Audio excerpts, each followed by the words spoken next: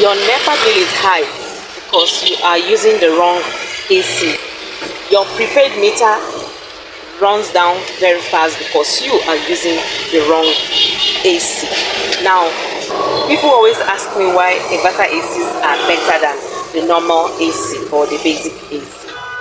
The simple answer is it saves you more money.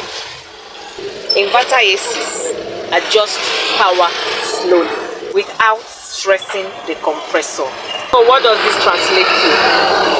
Quieter cooling, longer lifespan, and less electricity bill. Do is pay more now, getting one, and pay less monthly. Want comfort now without a shocking bill, without being faced with shocking NEPA bills. Inverter ACs are your best choice.